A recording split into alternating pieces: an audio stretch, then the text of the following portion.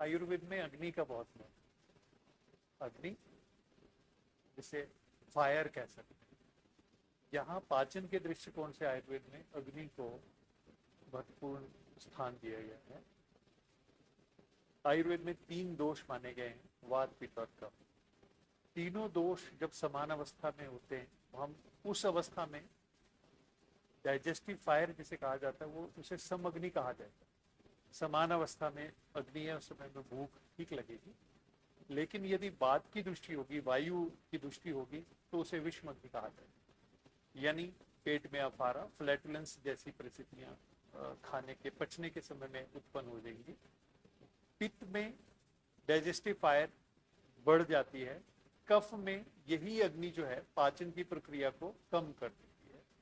इस तरह से तीनों दोषों के प्रभाव से अग्नियां शरीर में आहार के पाचन प्रक्रिया में मुख्य भूमिका निभाती है।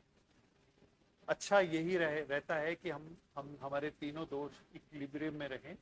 विटिएटेड दोषा हमेशा जो है अग्नियों को प्रभावित करते हैं, और कफज दोष की दृष्टि के समय में थोड़ा सा खाना भी पचाना बहुत मुश्किल हो जाता है। पित्त की दृष्टि में ये खाना पित्त दोष पैदा करता है, छाती में जलन पैदा करता है, डाइजेस्टिव ट्रैक्ट में जलन को पैदा करता है। इसलिए तीनों दोषों की समानता में ही आयुर्वेद में स्वास्थ्य कहा जाता है।